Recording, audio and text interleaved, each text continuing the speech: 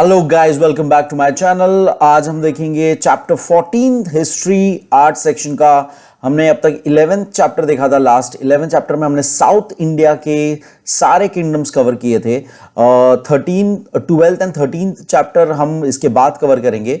14th chapter continuity में है हमारी स्टोरी के साथ कि अलग अलग डिनेस्टीज जो आती जा रही थी वो हमारा पूरा कंटिन्यूटी है, इसलिए 14 चैप्टर हम पहले करेंगे। इस चैप्टर में दिल्ली सल्तनत थी जिसके थोड़ा सा जिक्र हम लोग ने 11th चैप्टर में ऑलरेडी देख लिया था। अलाउद्दीन खिलजी के बारे में आया था। सो वो पूरा जो दिल्ली सल्तनत था, कौन से अलग अलग डिनेस्टीज आई थी उसमें, वो विजयनगर, साउथ में again Vijayanagar and Bahmani kingdom, ये पूरा इसमें कवर करेंगे। बहुत इंपॉर्टेंट टॉपिक है। Let's start. पहला है इसमें political conditions in India. The transitions of ancient period to medieval period is reflected in various sectors. This transition took place in all fields, including political, social, economic, religious and cultural. तो एक introduction दे रहे हैं कि overall chapter में हम political scenario क्या है, cultural scenario क्या है, इकोनॉमिकल रिलीजियस सिनेरियो क्या है, ये ओवरऑल देखेंगे। एंड कैसे हमारे यहाँ पर अरब्स एंड टर्किश लोगों का इन्वेजन जो होते ही जा रहा था कंटिन्यूसली, फाइनली एक होल्ड मिलता है उनको इंडिया में, और कैसे उनकी डायनेस्टीज चालू होती है, टर्किश डायनेस्टीज चालू होती है, एंड इंडिया में सबसे पहला फुल फ्लेज मुस्लिम रूल चालू होता है, वो हम इस चैप्टर में देखेंगे। Political conditions in India. Some of the royal dynasties of ancient period continued to rule during the medieval period while new dynasties arose. तो हमने देखा ही था कि कैसे अलग अलग डायनेस्टीज चेंज होते जा रही थी। जो पुरानी डायनेस्टीज थी वो धीरे धीरे डिसइंटीग्रेट होते जा रही थी एंड दूसरी डायनेस्टीज आते जा रही थी। The Chola kingdom in South India had expanded into an empire during the medieval period, जिसमें से चोला एम्पायर जो हमने देखा था वो एक जो चोला एक किंगडम था वो एक एम्पायर बन चुका था, मतलब इतना वास्ट हो चुका था। King Vijayalaya defeated the rulers like Pandyas. तो चोला के जो राजा थे उन्होंने पांड्यास के रूलर्स को हरा दिया पूरी तरह से, Pallavas etcetera. Thus Chola empire expanded its boundaries, और इसी तरह से चोला एम्पायर बन चुका था मेडिवल पीरियड तक। After the decline of Harshavardhana's empire many big and small kingdoms came into being in north India. So हम ये भी लास्ट दो चैप्टर में ये वर्णन हमने देखा हुआ है हर्षवर्धन का। हर्षवर्धन एम्पायर डिसइंटीग्रेट होते ही अलग अलग छोटे बड़े और किंगडम्स फॉर्म होने लग गए आपस में। There was constant struggle for power among these kingdoms. There was no power who could have control over the rulers of these kingdoms. तो आपस में इनके इतने पावर स्ट्रगल्स चल रहे थे और कोई एक यूनिटी वाला पावर नहीं था। कोई एक नो पावर, मतलब अब वो कह रहा है कि कोई एक सिंगल पावर नहीं था जो सबके ऊपर एक साथ कब्जा कर सके। इट मींस एक लीडर की यहां पे कमी है, एंड इसी का फायदा उठाते हुए हमारे फॉरेन इन्वेडर्स जो आने वाले हैं उनके थ्रू कैसे हमारे यहाँ पे मुस्लिम डिनेस्टीज चालू हो जाएगी और हमारे यहाँ पे सल्तनत चालू हो जाएगी, वो हम इस स्टोरी को देखेंगे। The Turkish invaders took advantage of this political instability of India in 13th century. तो ये सब हम लोग देख चुके, ये पूरा ओवरऑल 13th सेंचुरी तक हम आ चुके थे, एंड 13th सेंचुरी में ये पूरी कंडीशन थी जहां पर चोला एम्पायर एक बड़ा एम्पायर बन चुका था, दूसरी तरफ हर्षवर्धन एम्पायर पूरी तरह से नष्ट हो चुका था, डिसइंटीग्रेट हो चुका था, एंड टर्किश इन्वेडर्स जो बाहर से फॉरेनर्स है उन्होंने अंदर आकर इन्वेड जो पहले भी करते थे, रेड्स करते थे हमारे यहाँ पे, लेकिन अब पूरी तरह से फायदा उठाते हुए यहां पर रूल चालू करेंगे। During this period many petty rulers existed such as the Chauhans of the Rajasthan, Pratiharas and Garhwals of Kannauj, Chandelas of Bundelkhand, Paramars of Malwa, Kalachuris of Gorakhpur, Kalachuris of Tripuri, Chalukyas of Gujarat, Palas of Bengal etcetera. They did resist the invasions of the Turks individually, but they did not unite for it. तो अब उन्होंने जो बोला, जो अलग अलग छोटे छोटे जो किंगडम्स थे, डायनेस्टीज थे, उनके नाम दिए हुए हैं कि राजस्थान में चौहान्स थे, गढ़वाल्स थे, कनौज में, बुंदेलखंड में चंदेल्स थे, कालाचुरीज भी हम पहले भी नाम पढ़ चुके हैं, गोरखपुर के कालाचुरीज, त्रिपुरी के कालाचुरीज, ये सारे जो छोटे किंगडम्स थे वो आपस में इंडिविजुअली तो लड़ते ही थे, बाहर से टर्किश जो आ रहे थे वो इंडिविजुअली उनके साथ लड़ाई कर रहे थे, लेकिन एकजुट होकर इंडियन एज अ इंडियन या हिंदुस्तानी या पूरा एक ओवरऑल हिंदू एम्पायर की तरह नहीं लड़ते थे, वो इंडिविजुअली लड़ते थे। तो यूनाइट होके यहां पर नहीं चल रहा था काम, इसी का फायदा उठाते हैं Arabs and Turkish. Let's start the second topic, Arab and Turkish invasions. Muhammad bin Qasim of Umayyad dynasty attacked Sindh in the year 712 Common Era. He conquered the entire region from Sindh to Multan. After Muhammad bin Qasim, the Arabs' rule in India grew unstable. Now, एक ही simple से paragraph में बताया कि मोहम्मद बिन कासिम करके जो उमायुद dynasty, ये सारे अब अभी के प्रेजेंट अफगानिस्तान, इराक, ये सारी जगहों से जो डिनेस्टीज थी उस टाइम पे, जब हमारे यहाँ पे हर्षवर्धन डिनेस्टीज थी, चोलास थे, पांड्यास थे, ये सब जब हमारे यहाँ पे था, वहां पर अफगानिस्तान साइड, इराक साइड कौन सी डिनेस्टीज थी, तो उसकी बात चल रही। तो अरब डिनेस्टी के मोहम्मद बिन कासिम थे, उन्होंने सिंध पे पहली बार अटैक किया था और वहां पर उतना रीजन, मुल्तान तक का रीजन जो नॉर्थ में ही पड़ता है, कश्मीर साइड, उतना पूरा रीजन उन्होंने अपने कब्जे में ले लिया था। जैसे ही उनकी, एक ही लाइन में तुरंत, जैसे ही उनकी वो चले गए, उनका जैसे ही उनकी डेथ हो गई, इंडिया में धीरे धीरे अरब्स का रूल इनस्टेबल हो गया। In India the Islamic rule was established by the Turks and Turkish लोग थे, जो टर्क इन्वेडर्स थे हमारे यहाँ पे, उन्होंने हमारे यहाँ पे इस्लामिक रूल चालू किया था। उन्होंने एक्चुअली हमारे यहाँ पे मुस्लिम पूरा ओवरऑल इस्लाम पूरा लाया था एंड वो हमारे पहले मुस्लिम रूलर्स कहे जाते हैं। They attacked India several times, none of the rulers in India could successfully resist them.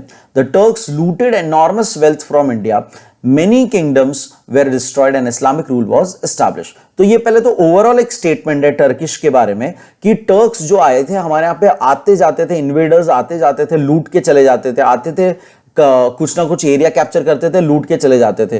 तो यू नीड टू नो कि हमारे यहाँ पे ट्रेड इतना स्ट्रांग था, रोमन्स वगैरह जो हमारे जो ट्रेड्स चल रहे थे अलग अलग, उनके साथ हमारा ट्रेड इतना स्ट्रांग था कि हमारे यहाँ पे बहुत सारा सोना आता था, क्योंकि हम डील, रोमन्स लोग हमें गोल्ड कॉइन्स देते थे। जितने भी ट्रेड्स हमारे फॉरेन ट्रेड्स होते थे, हमें गोल्ड कॉइन्स मिलते थे रिटर्न में। तो हमारे यहाँ पे इतना ज्यादा एनॉर्मस वेल्थ था, इसलिए सोने की चिड़िया भी कही जाती थी हिंदुस्तान को। तो ये सारा, ये जब जब टर्किश आते थे, लूटते थे चले जाते थे, लूटते थे चले जाते थे, और कोई भी रूलर, एक पर्टिकुलर रूलर टर्किश लोग को वो रोक नहीं पाया। ये एक सिनेरियो चल रहा था overall. In 11th century, sultan Sabuktigin of Ghazni in Afghanistan attacked king Jaipal of Punjab. तो अब धीरे धीरे स्टार्ट हो गया हमारा, पंजाब में किंग जयपाल नाम के किंग थे, उनको अटैक करते हैं अफगानिस्तान के गजनी करके रीजन है, वहां के सुल्तान अटैक करते हैं। His kingdom was spread from Hindukush mountains to river Chenab, जो कि कश्मीर में है।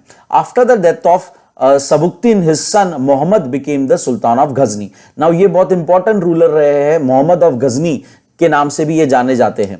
He invaded India for 17 times, उन्होंने 17 बार इंडिया पे हमला किया है between 1001 to 1018 common era, with the aim of looting and spreading Islam. तो इनका दो मेन काम था, जितना हो सके लूटना और इस्लाम स्प्रेड करना।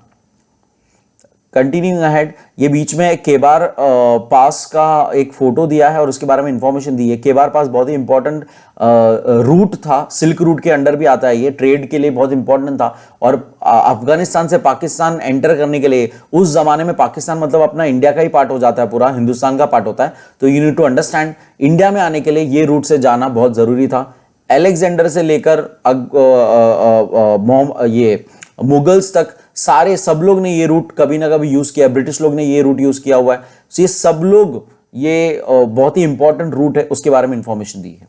Continuing, after Mohammad of Ghazni, now एक ही बार में धीरे धीरे हम थोड़ा फास्ट ट्रैक स्टोरी चल रही है अपनी। मोहम्मद ऑफ गजनी भी पहले तो बहुत खतरनाक रह चुके हैं, उन्होंने बहुत ज्यादा इंडिया को लूटा हुआ है एंड कब्जा किया हुआ है। The series of invasion of Mohammad Ghuri, next Mohammad घुरी ऑन इंडिया बिगेन। अब उनके बाद आते हैं मोहम्मद घुरी ऑफ घोर ट्राइब। अब गजनी एक जगह है, घोर एक जगह है, तो मोहम्मद ऑफ गजनी, मोहम्मद ऑफ घोरी।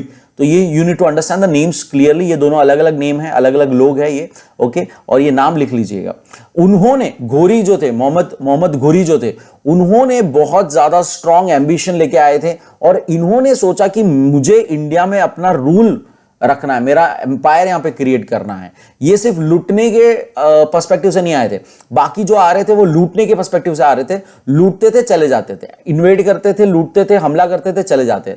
लेकिन मोहम्मद अफ घुरी ने सोचा कि मुझे यहीं पे कब्जा, यहीं पे मेरा एम्पायर खड़ा करना है। So उनका, he was very ambitious. Along with looting India, his main intention was to establish his rule in India. The Rajput king Prithviraj Chauhan opposed him. Two wars were fought between the two rulers. They are known as battles of Tarain. तो दो battles हुई थी। राजपूत के जो राजा थे उस time पे पृथ्वीराज चौहान, ये नाम हम जानते ही है। पृथ्वीराज चौहान ने उन्हें ऑपोज करने की कोशिश की। दो वॉर्स हुए थे उनके बीच में, जिसमें से लास्ट में सेकेंड वॉर में सेकेंड टाइम बैटल जो हुई थी उसमें पृथ्वीराज चौहान हार जाते हैं। बैटल ऑफ तारेन के नाम से ये जाना जाता है। Prithviraj Chauhan was defeated in the second battle of Tarain. After this defeat, there was no such powerful king who could hold the Rajputs together. और पृथ्वीराज चौहान के बाद कोई ऐसा राजा नहीं था, स्ट्रॉन्ग राजा नहीं था जो राजपूत को एक साथ रख सके और आगे फाइट कर सके। Mohammad Ghuri succeeded in establishing the Turkish empire, और इसी के साथ टर्किश एम्पायर यहां पे स्थापित होता है Sindh to Bengal. The Indian rulers could be defeated easily by the Turkish invaders because of internal dissect, lack of centralized power, lack of unity, lack of standing army in addition to the cruel and aggressive war strategies of the invaders. तो ये बहुत strong reasons दिए हैं कि कैसे बाहर वाले आके हमारा फायदा उठा रहे थे। ये सेम चीज ब्रिटिश लोग ने भी की थी। हम आपस में इतना लड़ते थे, इंटरनल डाइसेट हमारा इतना था, आपस में इतना लड़ते थे हम, हमारे बीच में कोई सेंट्रलाइज पावर नहीं था, हमारे बीच में कोई एक कॉमन यूनिटी नहीं थी, हमारे पास कोई ऐसी स्टैंडिंग आर्मी नहीं थी जो लड़ सके कि बाहर से लोग अगर आ रहे तो कैसे मिलके लड़ा जाए। ऐसी कोई एक आर्मी नहीं थी हमारी। और बाहर वाले जो भी आते थे वो इतने एग्रेसिव और इतने स्ट्रांग और इतनी स्ट्रैटेजीज लेके वो इन्वेड करते थे, हमला करते थे कि हमारे यहाँ के लोग प्रिपेयर्ड ही नहीं थे उस चीज के लिए, इसीलिए वो लोग हम पे कब्जा कर लेते थे। Mohammad Ghuri appointed one of his slaves. Now उस टाइम पे you need to understand, slaves लोग का जमाना था, स्लेव्स रखते थे सारे राजा, सारे डायनेस्टीज के लोग, एंड उनको बहुत important, you need to understand, slave सिर्फ नाम के लिए एक स्लेव आप समझिए, बट स्लेव की बहुत पावर हो जाती थी। स्लेव एक ऐसा पर्सन था जो राजा की जगह तक पहुंच जाता था, और यही चीजें होती थी, यही चीजें हुई है इनफैक्ट, कि उनका इतना पावर होता था। इफ यू परफॉर्म वेल, आप एक राजा की पोजीशन ले सकते थे, इतना उनके, अगर you play the politics very well, ऐसा इसमें स्टोरी है। सो मोहम्मद घुरी ने उनके एक स्लेव थे कुतुबुद्दीन ऐबक, वो उनको अपने यहाँ का, दिल्ली का, प्रोविंस दिल्ली का उन्होंने हेड इंचार्ज रखा, और वापस से घुरी अपने अलग अलग इन्वेजन्स में अलग अलग जगह पर कब्जे के लिए जाते रहे। सो continuing, Mohammad Ghuri appointed one of his slaves Qutubuddin Aibak to administer the province of Delhi and surrounding regions. तो उन्होंने दिल्ली पे जो मेन सीट बना रखी थी वहां पर कुतुबुद्दीन ऐबक को एडमिनिस्ट्रेटर की तरह पे अपना छोड़ के गया। कुतुबुद्दीन ऐबक उनके स्लेव थे। Okay, you need to understand that. After the death of Mohammad Ghori, और मोहम्मद घुरी की डेथ होते ही Qutbuddin Aibak became the first sultan of Delhi. Qutbuddin ने खुद को अपना सुल्तान डिक्लेयर कर दिया, और इसी के साथ चालू हो गई सल्तनत, दिल्ली सल्तनत, जो हम वर्ड यूज करते हैं दिल्ली सल्तनत। दिल्ली सल्तनत यहीं से चालू हो गई। दिल्ली सल्तनत के अंदर अलग अलग जो सल्तनत, यानी अलग अलग जो रूलर्स आते हैं, उनका आपस में कोई डायरेक्ट लिंक नहीं है। ये प्रॉपर मुस्लिम डिनेस्टीज है हमारे इंडिया में, और एक एक करके हम देखेंगे कि कैसे वो पावर में आते हैं। तो पहला हमारे यहाँ पे दिल्ली सल्तनत स्टार्ट करने वाले कुतुबुद्दीन ऐबक है, जो कि स्लेव थे, जो कि खुद को सुल्तान घोषित करते हैं और रूल करने लग जाते हैं, इसीलिए उसको स्लेव डिनेस्टी भी कहा जाता है। ऑनलाइन अगर इसको देखेंगे तो डिनेस्टी के नाम पे ममलुक डिनेस्टी के नाम से ये जाने जाते हैं। He is the founder of the slave dynasty. Next, Alauddin Khalji and Yadavas of Devagiri. तो हम पहले भी पढ़ चुके, अलाउद्दीन खलजी जब आ चुके थे, सल्तनत के अंदर आते हैं, वो सेकंड सल्तनत में आते हैं, दिल्ली सल्तनत में खलजी डिनेस्टी में आते हैं। तो उन्होंने यादवास, जो उस टाइम पे हमारे पे यादवास रूल था, देवगिरी में कैसे वॉर किया था, कैसे वहां से अपने स्लेव मलिक अंबर को भेजकर वहां के राजा को हरा दिया था। तो ये सारा हम पहले के चैप्टर्स में पढ़ चुके, उसी को फिर से थोड़ा लिंक करते हुए हम यहां पे कंटिन्यू करेंगे। After Qutubuddin Aibak, Iltutmish came on the throne of Delhi. Now I want to pause and say Qutubuddin Aibak वो पर्सन है जिन्होंने कुतुब मीनार, जिनके नाम से कुतुब मीनार, पहली बात ये है, और उन्होंने कुतुब मीनार स्टार्ट करवाया था, बिल्ड करवाना, लेकिन उनके टाइम पे पूरा बिल्ड नहीं हो पाया था, उनकी डेथ हो गई थी, बहुत ही फनी वे में डेथ हुई थी उनकी, वो हॉर्स से गिर के उनकी डेथ हो गई थी। वो पोलो खेल रहे थे, पोलो एक स्पोर्ट है जो हॉर्स पे बैठ के खेला जाता है, वो हॉर्स ने कुछ बैक जंप किया एंड उनकी वो गिर गए और उनकी डेथ हो गई। तो और कुछ स्टोरीज ऐसी भी है कि उनको जानबूझ के मतलब मारा गया था, ऐसा सब, but fact we don't know exact reason, but ये एक स्टोरी है। तो कुतुबुद्दीन ऐबक वही पर्सन है जिनके नाम से कुतुब मीनार जो दिल्ली में है करंटली, वो जाना जाता है। उनके सन इन लॉ जो है Iltutmish came on the throne. अब ये भी दगा करके ही आए थे एक तरह से। कुतुबुद्दीन ऐबक के बाद उनके बेटे एक्चुअली राजगद्दी पे आते हैं, जिसको इल्तुतमिश मार डालते हैं, कब्जा कर लेते हैं, और इल्तुतमिश खुद थ्रोन पे आ जाते हैं। After his death his daughter, और इल्तुतमिश के बाद उनकी बेटी Razia became the sultan of Delhi. Now ये आपने सुना ही होगा, रजिया गुंडों में फंस गई। तो ये कहानी, ये गाना से वैसे ही नहीं है। एक्चुअल में रजिया करके एक सुल्तान थी, एक लेडी थी जो इल्तुतमिश की बेटी थी। अब वो बचपन से ही ट्रेंड थी, अच्छी खासी ट्रेंड थी, और एक बार इल्तुतमिश जब अपना दिल्ली सल्तनत छोड़ के वो लाइक अपने रीजन्स में जाते हैं, तो वो रजिया को कुछ समय के लिए बस थोड़ा सा हैंडल करने के लिए छोड़ के जाते हैं कि तुम एडमिनिस्ट्रेशन देखो। वो आते हैं रिटर्न, वो इतने इंप्रेस हो जाते हैं कि वो कंसिडर करते हैं कि जब उनकी डेथ हो जाए तो वो रजिया को सुल्तान बनाए। Since childhood, Razia was trained in state affairs by Iltutmish. She was a capable ruler and concerned with welfare of her people. She also led some military campaign. She was the first and the only woman to ascend the throne of Delhi. After Razia, Balban was an important sultan who ruled Delhi. तो रजिया के बाद घियासुद्दीन बलबन करके आते, बहुत ही strong ruler थे, बहुत important ruler थे ये डिनेस्टी के, वो आते हैं जो दिल्ली पे रूल करते हैं। After the end of slave dynasty, अब इनके बाद the Khalji dynasty came to power. तो बलबन के बाद एक और जो नेक्स्ट आते हैं वो 17 ईयर ओल्ड के राजा रहते हैं, जिनको खलजी डिनेस्टी के जो फाउंडर है वो मार डालते हैं और खुद पावर ले लेते हैं और खलजी डिनेस्टी स्टार्ट करते हैं, जिसके अंदर सेकेंड रूलर आते हैं Alauddin Khalji. Alauddin Khalji attacked Yadavas of Devagiri and collected enormous wealth. तो direct again fast forward story चल रही है हमारी। अलाउद्दीन खलजी यादवास पे, वो टाइम पे जो हमारे यहाँ पे यादवास थे, दूसरी तरफ इंडिया में ऑलरेडी मौजूद थे यादवा रूल्स, वहां पर वो अटैक करते, देवगिरी में अटैक करते हैं एंड बहुत सारा वेल्थ ले लेते। Devagiri was a prosperous city in south. King Ramadeva Rai Yadava was ruling over Devgiri. ये हम जानते ही थे, पहले भी लास्ट चैप्टर में हमने पढ़ा था, 11th चैप्टर में। Alauddin attack Devagiri in 1296 common era. In face of the sudden attack Ramadeva Rai took shelter in fort of Devagiri, जो बाद में नेम चेंज करके दौलताबाद कर दिया गया था। Alauddin seized the fort, he plundered the city, there was an acute shortage of food in the fort. Finally, Ramadev Rai had to sign a treaty with him. Alauddin conquered nearby provinces of Devgiri as well and collected a large booty as part of the treaty.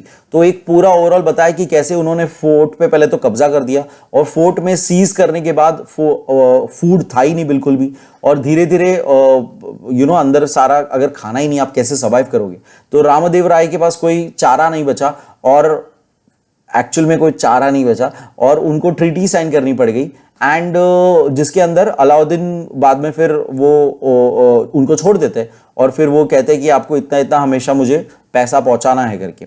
Now जब वो Alauddin return हो जाते, ये आगे की मैं story ऐसे ही बता दे रहा हूं आपको, कि जब वो रिटर्न हो जाते तो एक टाइम आता है रामदेव राय, अच्छा अलाउद्दीन रामदेव राय की वाइफ को कब्जे में लेके चले जाते हैं साथ में ही अपने, एंड उनकी बेटी को भी बाद में लेके चले जाते हैं।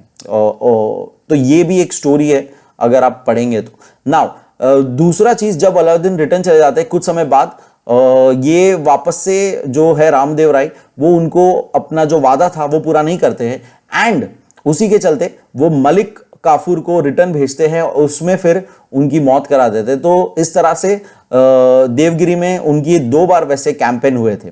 During 1312 common era Alauddin once again turned his attention. तो ये जो वंस अगेन था, वंस अगेन इसीलिए हुआ क्योंकि रामदेव राय ने अपना जो वादा था वो पूरा नहीं किया बाद में, मतलब जो पहुंचाना था पैसा वगैरह जो भी देते रहना था वो उन्होंने नहीं दिया, बाद में आके बंद कर दिया था।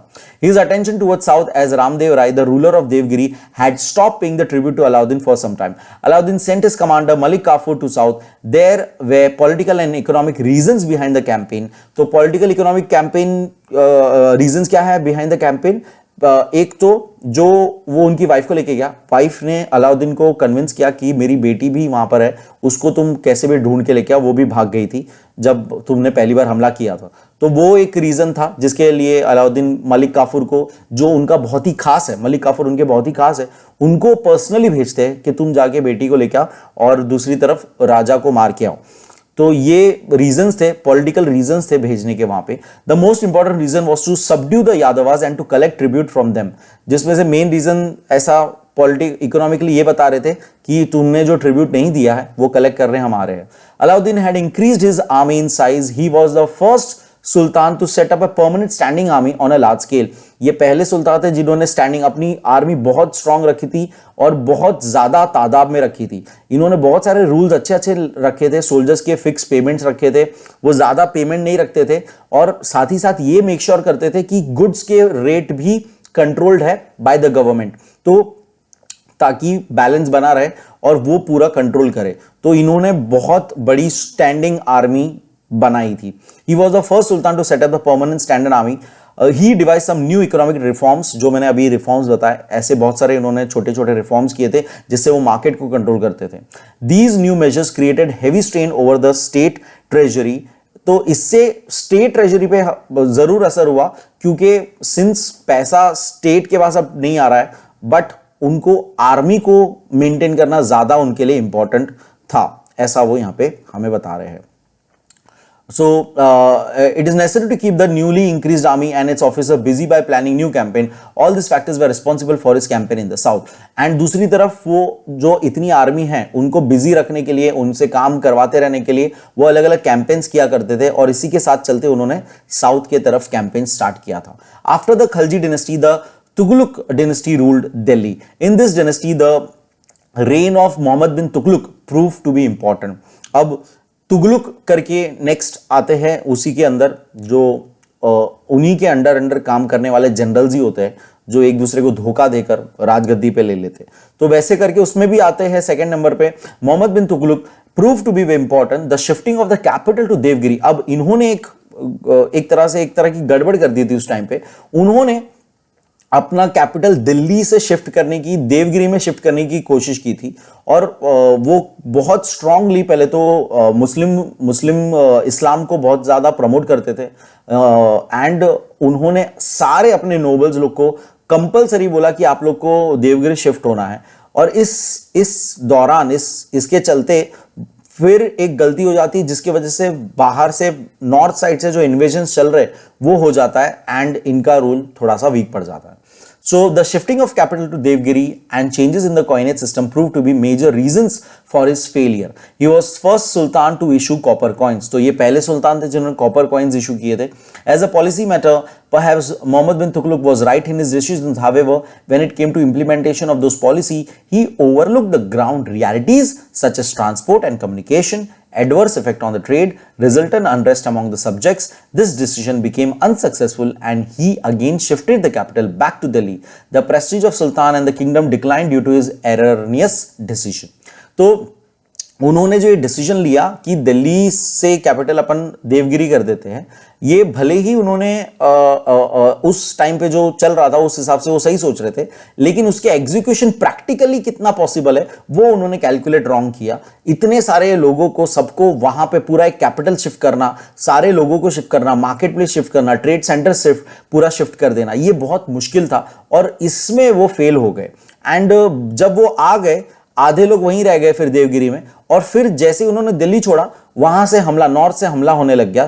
तैमूर करके जो थे Mongol would be a perfect word, Mongol tribes के तैमूर, उन्होंने जैसे ही पता लगाया कि दिल्ली सल्तनत में ऐसा सब चल रहा है, उन्होंने हमला कर दिया फ्रॉम द नॉर्थ साइड। उसको बचाने के लिए वापस वो दिल्ली की तरफ भागते हैं। ये सारा चीज जो हो जाता है, इसके वजह से आपस में बहुत ज्यादा जो राजा के अंडर सब्जेक्ट्स है वो लोग ही राजा को अब रिस्पेक्ट नहीं करते, क्योंकि उन्होंने ऐसी एरर वाली डिसीजन ले ली। Timur was the Mongol ruler in the central Asia. Central Asia का एक ट्राइब है मंगोल्स, जिसमें से माना जाता है मुगल भी उसमें उसी के असेंट्री में आ जाता है, ऐसा माना जाता है। He invaded India during the period of Nasiruddin Mohammad and brought an end to the Tughlaq dynasty. So Tughlaq dynasty के जो आफ्टर मोहम्मद बिन तुगलक के बाद जो आए थे नसीरुद्दीन मोहम्मद, उनके टाइम पे एग्जैक्ट इन्वेजन किया था और उनको पूरी तरह से हराकर तुगलक डिनेस्टी खत्म कर दी थी। During Mohammad bin Tughlaq's absence in Delhi, the Mughals captured Punjab and they reached up to Delhi. और जैसे मैंने बताया कि उन्होंने देवगिरी आ चुके थे और दिल्ली में कोई था नहीं, तो तब मुगल्स लोग ने पंजाब तक का कैप्चर कर लिया था। During this period an important incident took place in south. Muhammad Tughlaq did succeed in building his empire in south. लेकिन ये शिफ्ट से एक अलग चीज होती है जो कुछ एक्सपेक्टेड नहीं थी। वो चीज होती है कि साउथ में उनका एम्पायर स्ट्रांग हो चुका था, तो बट भले दिल्ली उनके हाथ से चली गई एक तरह से, बट साउथ में उनका एम्पायर उन्होंने एक नया चालू कर दिया था, जिसके बारे में हम पढ़ेंगे। But during the same period the two other kingdoms arose in the south, namely Vijayanagar kingdom and Bahamani kingdom. And south में भले तुगलक डिनेस्टी वहां पे स्ट्रांग होते जा रही थी, लेकिन वहां पे उस टाइम पे पहले से दो किंगडम मौजूद थे, Vijayanagar kingdom and Bahmani kingdom, जिसके बारे में भी हम इस चैप्टर में थोड़ा सा पढ़ेंगे। The establishment of Vijayanagar pose a strong challenge to the sultanate. और विजयनगर किंगडम की वजह से सल्तनत को बहुत ज्यादा खतरा था। After the Tughlaqs the Syed dynasty ruled over Delhi. Next Syed dynasty आती है, and after the Syed Lodhi dynasty was established. Ibrahim Lodhi proved to be the last sultan, जिसके अंदर इब्राहिम लोधी लास्ट सुल्तान थे। He had earned many enemies because of his nature. उनका नेचर ऐसा था कि उनके बहुत सारे एनिमीज थे, जिसके वजह से अगेन अनरेस्ट था पूरे किंगडम में। His अफगान सरदार also went against him, और उसी के अफगान सरदार से अलग अलग जो अफगानिस्तान से बिलोंग करने, अफगान बैकग्राउंड के बिलोंग करने वाले जो सरदार थे, उनके जो मिनिस्टर्स थे, हेड्स थे, वो ही उनके खिलाफ जाने लग गए। Daulat Khan the subedar of Punjab approached Babur the ruler of Kandahar and Kabul for help against Ibrahim Lodhi. तो दौलत खान जो एक्चुअल में इब्राहिम लोधी के अंडर ही पंजाब रीजन के सूबेदार थे, उन्होंने सोचा कि मैं बाबर जो एक अलग रूलर है, मोगल रूलर है अलग से काबुल एरिया के, उसकी हेल्प से मैं इब्राहिम लोधी को हरा देता हूं, सीट से हटा देता हूं। तो उन्होंने बाबर को अप्रोच किया, एंड यही एक मेरे ख्याल से गलती हो गई, एंड बाबर को इंडिया में आने का रूट मिल गया, और तब से फिर मुगल एम्पायर हमारे यहाँ पे स्टार्ट होता है, जो हम नेक्स्ट चैप्टर में एक्चुअली देखेंगे। तो ये हम पूरा दिल्ली सल्तनत से होते हुए पूरे अलग अलग 5 सुल्तान अलग अलग कौन से मेन रहे हैं डिनेस्टीज के, उनके स्टोरी को कवर करते हुए मुगल कैसे, हमारे मुगल एम्पायर कैसे हमारे यहाँ पे आता है, एंटर होता है, उसकी यहां तक की हमने स्टोरी देखी। Babur the ruler of Kandahar and Kabul for help against Ibrahim Lodi. In 1526 Common Era, Babur defeated Ibrahim Lodi in the first battle of Panipat, and the Sultanate period came to an end. It was the beginning of the Mughal period. तो सल्तनत period खत्म, Mughal period start होता है बाबर के आने से। अब overall पूरे इस पीरियड में, सल्तनत पीरियड के टाइम पे, एंड दूसरा हम विजयनगर वगैरह भी देखने वाले हैं अभी, उस पूरे टाइम पे ट्रेड कॉमर्स कैसा था उसके बारे में हम देखेंगे। Agriculture was the main occupation of majority of people during the Sultanate period. Agriculture production and its revenue were the main sources of revenue. Along with it, textile industry also flourished on a large scale. तो common sense है, agriculture हमारा main source रहा है पहले से, तो सल्तनत के टाइम भी सेम चीज था, मेन रेवेन्यू सोर्स हमारा वही था। साथ ही साथ टेक्सटाइल इंडस्ट्री भी फ्लोरिश होते जा रही थी, ये तो हम पहले से ही देख रहे हैं, लेकिन और बेटर होते जा रही, कपड़ा इंडस्ट्री और बेटर होते जा रही थी। Delhi, Agra, Lahore, Multan, Banaras, Patna, Khambat, Burhanpur, Devagiri were the main centres of textile industry during this period. तो ये मार्क कर लीजिएगा, अलग अलग सिटीज जो थे उस टाइम पे, रीजन जो थे, जो टेक्सटाइल इंडस्ट्री के लिए जाने जाते थे, कपड़े के लिए जाने जाते थे, वो the cotton cloth was exported on a large scale from Bengal to Gujarat. तो ये भी एक इंपॉर्टेंट चीज है, बंगाल से गुजरात में सारे कॉटन एक्सपोर्ट किए जाते थे।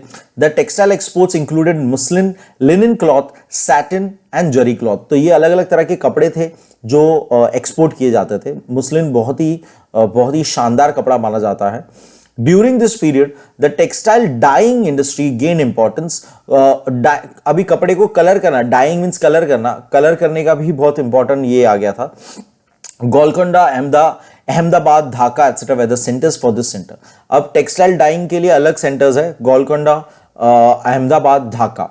During this period, various other industries also flourished, such as metal industry, sugar industry, leather works, etc. The manufacturing of paper began during this period. Paper was made out of rags and tree barks. Paper manufacturing was carried out in regions of Kashmir, Sialkot, Delhi, Gaya, Bihar, Bengal, Gujarat. तो important चीज एक और है, paper production हमने start कर दिया था इस पर्टिकुलर टाइम पीरियड में, इस पर्टिकुलर एरा में। एंड काश्मीर, सियालकोट, दिल्ली, बंगाल, गुजरात, बिहार, ये सारी जगहों पर हमने पेपर मैन्युफैक्चरिंग स्टार्ट किया था। During the Sultanate rule, there was an increase in the internal trade of India. The local markets operated through weekly markets, bazaar and marketplaces, mandi. There was a rise of new trade centers, Peth, due to continuous expanding transactions of trading. The Indian as well as foreign traders picked up their goods from the trading centers at Delhi, Multan, Jaunpur, Banaras, Patna, etc. तो सल्तनत period के नाम पे बहुत अच्छा internal trade चल रहा था। सुल्तान मेक श्योर करता था बाजार लग रहे प्रॉपरली, वीकली बाजार, डेली बाजार लग रहे हैं, लोग बहुत ज्यादा इन्वॉल्व है ट्रेड वगैरह के अंदर। मर्चेंट्स लोग दिल्ली वगैरह मेन जो सेंटर्स है वहां से माल उठाकर अलग अलग जगहों पर बेचने जाते थे। ये सारा चीज हो रहा था। The goods were further transported to various ports, और वो पोर्ट्स पे लेके जाए जाते थे लैंड और रिवर रूट्स के through. From there it was sent by sea routes to countries like Iran, Arabia, China etcetera, जहां से वो बाद में बाहर दूसरे देशों में एक्सपोर्ट भी किया जाता था। The goods mainly included cotton cloth, muslin, died cloth, scented oils, Indigo, sugar, cotton, dry ginger etcetera. Horses were imported. तो ये पहले तो एक्सपोर्ट क्या क्या करते थे उस टाइम पे अलग अलग जगहों पे, उसका पूरा लिस्ट दिया हुआ है। एंड इंपोर्ट हम क्या करते थे, तो ऑफ कोर्स यहां पर आर्मी के लिए, वॉर के लिए हॉर्सेस बहुत ज्यादा चाहिए, और हॉर्स इंडिया का एनिमल नहीं है। लाइक इंडिया में हॉर्सेस नहीं हुआ करते थे, वो बाहर से ही आए थे हमारे पास। तो horses were imported to India from Iraq, Turkey and Iran. इन जगहों से हॉर्सेस यहां पे लाए जाते थे। Semi precious stones, mercury, lead, alum, saffron, metals like gold, silver were imported from Mecca and Aden. ये सारी चीजें भी हमारे यहाँ पे इंपोर्ट की जाती थी। You would like to know, मैं अमीर खुसरो जो एक वेल नोन पोएट थे बलबन, सुल्तान बलबन के टाइम पे, उनके बारे में एक थोड़ा सा इंफॉर्मेशन दिया है, वो आप रीड कर लीजिए। ड्यूरिंग द सल्तनत period there were major changes in coinage system. तो काफी चेंज आया था कॉइनेज सिस्टम के अंदर। Instead of image of deities, तो याद है वैदिक टाइम से लेके हम डिटीज, गॉड के शेप्स एंड गॉड के नेम्स और उनकी मूर्तियां वगैरह बनाते थे, वो अब पूरा सब चला चुका था।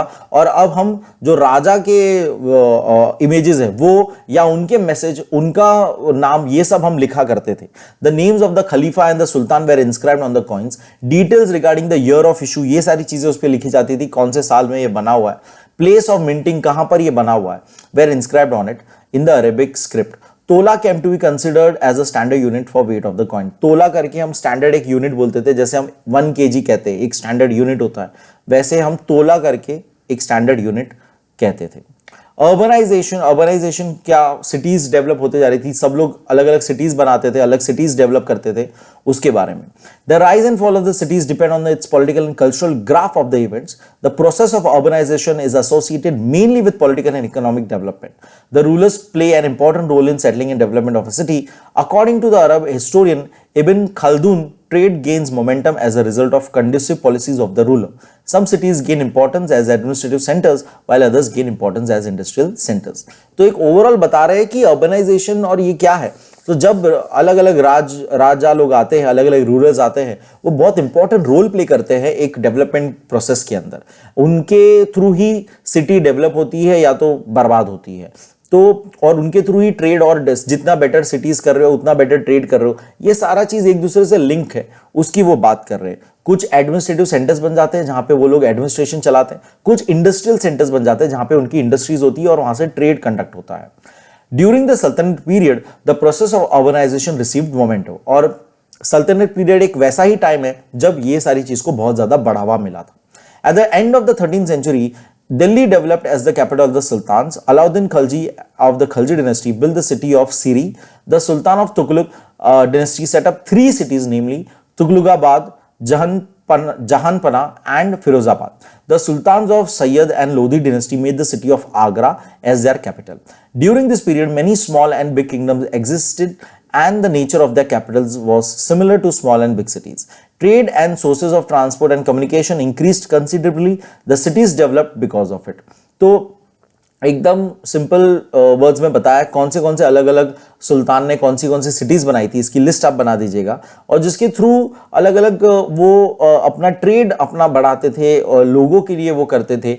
तो ये ओवरऑल आप city names and the developer name, the सुल्तान नेम लिख लीजिएगा। नेक्स्ट है art, architecture, literature, social life. ये ओवरऑल पीरियड के टाइम पे आर्ट आर्किटेक्चर क्या था उसके बारे में देखेंगे। द सल्तनत period left its impact on religious cultural life as well as it did in the political life.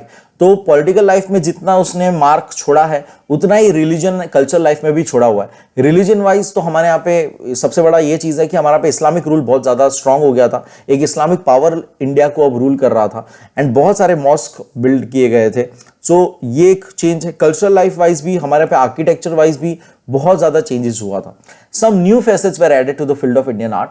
For example, Razia Sultan encouraged the musicians and singers by honoring them with awards. Balban himself was a musician. He created new ragas by continuing the Iranian music with Indian music. Amir Khusro, Amir Khas and many other poets and musicians were honored members of the royal court of Balban. तो घियासुद्दीन बलबन जो थे वो खुद एक musician थे, उन्होंने बहुत सारे अलग अलग राग्स बनाए थे और इंडियन और ईरान म्यूजिक का मिक्सचर क्रिएट किया था। अमीर खुसरो, अमीर खास, ये सारे अलग अलग पोएट्स के नाम है, म्यूजिशियंस के नाम है, वो लोग बलबन के कोर्ट में मौजूद थे। सूफी saints had greatly contributed to the development of Indian music.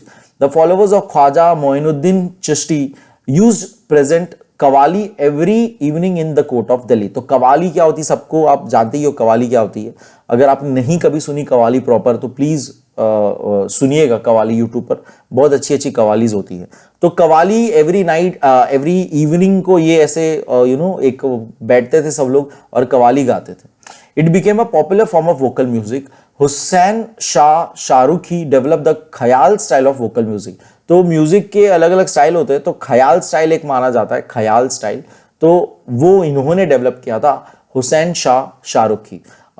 ये नाम मार्क कर लीजिएगा। The Islamic rulers built huge mosque, dargah and tombs. It presents a beautiful blend of Iranian and Indian architecture. तो since Islamic rule, जैसे मैंने आपको बताया कि Islamic rules हमारा पे चालू हो चुका था बहुत अच्छा, and उन्होंने बहुत सारे दरगाह, मॉस्क, टूम्स ये सारे बनाए थे। Qutubuddin Aibak was the first ruler to have started a building monuments in the style. सबसे पहले पर्सन वो थे कुतुबुद्दीन ऐबक थे जिन्होंने चालू किया था ये, which is known as Indo-Islamic architecture, जिसमें मिक्स है इंडियन स्टाइल और ये मिक्स है। He build Quwwatul Islam mosque at Delhi. तो इन्होंने पहले तो मॉस्क बनाया था। Qutub Minar at Mehrauli is well known example of Islamic architecture. Qutub Minar के बारे में पहले भी मैं बता चुका हूं। The construction of Qutub Minar began during the reign of Qutbuddin Aibak and completed during the period of Iltutmish. तो कंप्लीट इल्तुतमिश के टाइम पे हुआ था। Later many buildings were build in the presence of Qutub Minar. उसी आज जब आप कुतुब मीनार देखने जाओगे तो वहां पे सिर्फ कुतुब मीनार नहीं है, साथ में बहुत सारी अलग अलग चीजें हैं जो अलग अलग टाइम पे अलग अलग राजाओं ने बनाई थी। जैसे खलजी, अलाउद्दीन खलजी ने भी वहां पर एक बनाया हुआ है, टूम बनाया हुआ है। तो ये अलग अलग लोग अपना चीज एड ऑन करते जा रहे थे उसी रीजन में। Minar among them are the Alai Darwaza, जैसे कि वहां पे अलाई दरवाजा है। Jamal Khan mosque build by Alauddin Khalji. Firoz Shah Tughlaq built Fatehabad and Hisare Firoz. He built many forts, bridges, dharamshalas, canals. The buildings built by the Sultan of Tughlaq dynasty were huge but simple. तो इन्होंने बहुत सारी अलग अलग ब्रिज, कैनाल्स, फोर्ट ये सब बनाए हुए, और इनके बिल्डिंग तुगलक जी के बिल्डिंग जो थे वो बड़े थे, काफी ह्यूज बनाते थे और सिंपल से होते थे। Sultan of Delhi encourage literary activities as well. Writing को बहुत ज्यादा वो इंपॉर्टेंस देते थे, बढ़ावा देते थे। During the Arab period and rain of sultan many important Sanskrit text way translated in Persian language. तो ये एक इंपॉर्टेंट चीज है, संस्कृत टेक्स्ट पर्शियन लैंग्वेज में कन्वर्ट करे जा रहे थे क्योंकि उस टाइम पे ऑफिशियल लैंग्वेज उनकी पर्शियन थी। Al Beruni who came to India during this period of Muhammad Ghazni studied Sanskrit language and translated many Sanskrit texts in Arabic language। ये एक राइटर रह चुके जिन्होंने बहुत सारे संस्कृत टेक्स्ट जो हमारे यहाँ पे वैदिक टाइम से मौजूद थे उसको उन्होंने अरबिक भाषा में चेंज किया था, कन्वर्ट किया था, ट्रांसलेट किया था। Many writers, poets found patronage in the court of Sultan. Many scholars from countries like Syria, Arabia, Iran, etc. used to travel to India during this period. Tuli translated the text of Khosha Shastra. During the Sultanate period, many historians rose to the fame. Among them, some names were Hassan Nizami, Ziauddin Barani, Afif Yahya, etc. During this period, the Persian, Arabic and Turkish language gave rise to the new language called Urdu in South India. So, बहुत ज़्यादा patronage मिलता था scholars को, promote किया जाता था languages को, and अलग अलग लैंग्वेजेस मर्ज होके हमारे यहाँ पे एक नई लैंग्वेज उत्पन्न हुई थी, उर्दू, जो हम आज जानते हैं वो लैंग्वेज बनी थी यहाँ पर हमारे यहाँ पे। एंड कुछ राइटर्स के, कुछ हिस्टोरियंस के, कुछ अलग अलग लोगों के नाम दिए गए हैं, वो आप मार्क कर लीजिएगा। During the Sultanate period, the Muslim society in India comprised people of various origins like Turks, Ulemas, Mughals, Arabs and the Indian Muslims. Most of the sultans were Turks or Pathan. An independent class of amirs and umraos came into existence. During this period, many maktabas and madrasas were established. तो overall बता रहे हैं कि पूरी मुस्लिम society जो उस time पे थी उसके अंदर मुगल्स भी थे, अरब्स भी थे, इंडियन मुस्लिम्स भी थे जो पहले से इंडियन थे और वो मुस्लिम इस्लाम में कन्वर्ट हो गए थे। अच्छा, उस टाइम पे ये लोग बहुत ज़्यादा फोर्स करते थे कि आप कन्वर्ट हो जाओ, इस्लाम में कन्वर्ट हो जाओ ताकि आपको टैक्स ना भरना पड़े एंड सो ऑन, जिसमें बहुत लोग कन्वर्ट हो जाते थे। और एक न्यू इंडिपेंडेंट क्लास चालू हो गई थी जिनको नोबल क्लास बोलते थे, नोबल, जिनको आमिर्स एंड उमराउस के नाम से जाना जाता था। ये नोबिलिटी थे, अमीर लोग, एक तरह से हम एक्चुअल में अमीर लोग जो थे उनकी हम बात कर। नेक्स्ट देखेंगे Vijayanagar empire. At the end of 13th century, Alauddin's Khalji's invasion, the coffers of the local rulers in South India were emptied to a great extent. This was the time when Harihara and Bukha established new kingdom of Vijayanagar in 1336 Common Era। तो खलजी ने जब attack करना चालू कर दिया था south में, तो सारे साउथ इंडियन के छोटे मोटे रूलर्स सारे के सारे पूरी तरह से बर्बाद हो चुके थे। एंड यही एक नया समय आया था एक पावरफुल रूल आने का, जिसमें हरिहरा एंड बुक्खा करके इन्होंने एक नया किंगडम स्टार्ट किया था, Vijayanagar. During the rule of king, जिसके अंदर कृष्णदेवराय राजा जब आते हैं, the kingdom expanded into an empire spreading from south Konkan in the west to the Visakhapatnam in the east and Krishna river in the north to Kanyakumari in the south. तो पूरा overall उन्होंने चारों डायरेक्शन में बता दिया कि कहां से कहां तक उनका रीजन फैला हुआ था। Krishnadevaraya wrote a text entitled Amuktamalyada which is about the state and policy. उन्होंने एक किताब भी लिखी थी जो स्टेट और पॉलिसी को बताता है कैसे राज चलाना चाहिए, kind of. The Italian traveller Niccolo Conti and Persian traveller Abdul Razzaq had visited Vijayanagar. तो उस टाइम पे, उनके टाइम पे दो ट्रैवलर्स यहाँ पे आके जा चुके थे। Their travel reports give fair account of history of Vijayanagar, जिनके बारे में जो विजयनगर की हिस्ट्री हमें बताते हैं उनके ट्रैवल अकाउंट्स में हमें वो मिलती है। नेक्स्ट, वो टाइम पे ही एक और बहामनी किंगडम भी था साउथ में। In 1347 Common Era, some of the Sardars in the south revolted against Sultan Muhammad Tughlaq। तो मोहम्मद तुगलक को ही उन्होंने रिवोल्ट, उनके जो सरदार उन्होंने हायर कराए थे, जो वहां पे रखे थे, वो लोग ही उनसे रिवोल्ट करते हैं और उनको कहते हैं कि अब हम तुम्हारी बात नहीं मानेंगे, हम खुद का राज चलाएंगे। Under the leadership of Hasan Gangu, Hasan Gangu करके एक कैरेक्टर है, उनके लीडरशिप के अंडर इन्होंने मोहम्मद तुगलक को ही बोला कि अब हम आपके अंडर नहीं हैं, and took up the title. अब बाद में जाके उन्होंने दौलताबाद, जो देवगिरी है हमारा, जिसका नाम दौलताबाद हो चुका है, वही फोर्ट है, सेम फोर्ट ऑफ दौलताबाद, उसको कैप्चर करते हैं एंड वो टाइटल ले लेते हैं अलाउद्दीन बहामत शाह। नाउ माना जाता है, ऐसी स्टोरी है, हसन गंगू, ये नाम के थ्रू मैं थोड़ा सा इसको रिसर्च कर रहा था, माना जाता है ये एक्चुअल में ब्राह्मण थे जो एक कन्वर्टेड मुस्लिम थे। तो एक्चुअल में हिंदू थे और कन्वर्टेड मुस्लिम थे, इसीलिए माना यह भी जाता है कि बहामत शाह या बहामनी किंगडम, बहामनी नाम जो आया है बहामनी किंगडम, तो ये बहुत लोगों का, हिस्टोरियंस का ये मानना है कि ये ब्राह्मण थे, हिंदू थे एक्चुअल में, तो उसी से वो लाइक घिस के वर्ड बहामनी हो चुका है और वो बहामनी नाम आ चुका था। तो ऐसी एक लाइक थियरी है, आई डोंट नो कितनी सच है, बट ऐसा बहुत सारे हिस्टोरियंस का मानना है। तो हसन गंगू जिन्होंने अपना नाम कर दिया अलाउद्दीन बहामद शाह एंड उन्होंने चालू किया Bahmani kingdom. Hassan Gangu established his capital at the Gulbarg in Karnataka. He focused on the expansion of his kingdom. During the period of Bahamani rule, the Prime Minister, that is the Wazir, Muhammad Gawan, has strengthened the kingdom. He paid soldiers fixed salary instead of Jagir. The land revenue was fixed based on land measurement.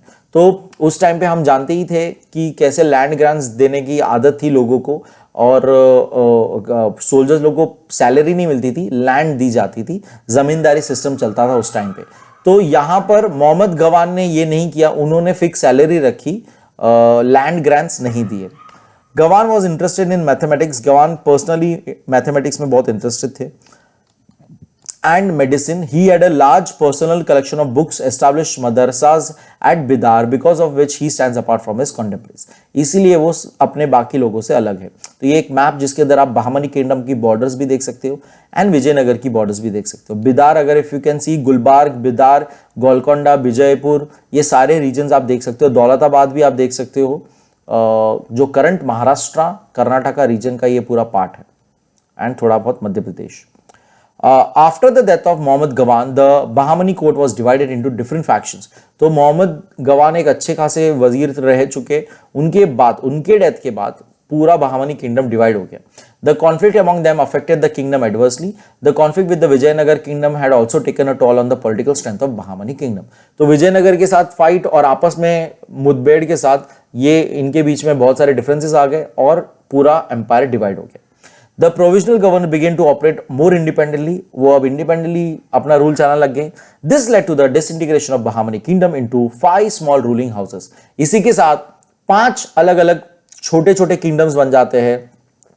Imad Shahi of वरहद, Barid Shahi of Bidar, Adil Shahi of Bijapur, Nizam Shahi of Ahmednagar and Qutub Shahi of Golconda, जिसके अंदर से आदिल शाही और निजाम शाही और कुतुब शाही का नाम हम वापस से देखेंगे जब हम इसी टाइम पे आगे चलते स्वराज छत्रपति शिवाजी महाराज का एंट्री हो जाएगा इसके अंदर, और ये उस टाइम पे ये लोग अब मौजूद है, निजाम शाही, आदिल शाही, कुतुब शाही, ये लोग अब उधर मौजूद है, उस रीजन में मौजूद है। जो ओरिजिनली बहामनी किंगडम था वो डिवाइड हो चुका है इन लोगों के बीच में। इन 1565 common area, in the battle of Talikota, these 5 ruling houses came together under the Bahamani leadership and defeated the emperor of Vijayanagar, and the Vijayanagar emperor came to an end. इन्होंने एक काम कर दिया था, बहानी एक साथ आकर विजयनगर किंगडम को हरा दिया था और फिर वापस से अपना इंडिविजुअल रूल चला रहे थे। The Sultanate period had far-reaching effects on political and social life of India. A new culture developed as effect of synthesis between Islamic and local Indian traditions. After the end of the Sultanates, the Mughal Empire was established in the north. We are going to study about it in the next lesson. So इसी के साथ हमारा chapter खत्म होता है। I hope you understand. I hope आपको मजा आया। नेक्स्ट चैप्टर में हम देखेंगे कि कैसे मुगल एम्पायर हमारे यहाँ आ जाता है एंड मुगल एम्पायर भी ओवरऑल कैसे चलता है, एंड साइमल्टेनियसली लास्ट चैप्टर हमारा स्वराज, हमारा शिवाजी महाराज जी का चैप्टर, कैसे ये उस टाइम पे हम आ चुके हैं अभी, and towards the end of our book. I hope you understood, and like करिए, शेयर करिए, सब्सक्राइब करिए guys. Keep learning, keep smiling and keep sharing. Thank you so much, bye, take care.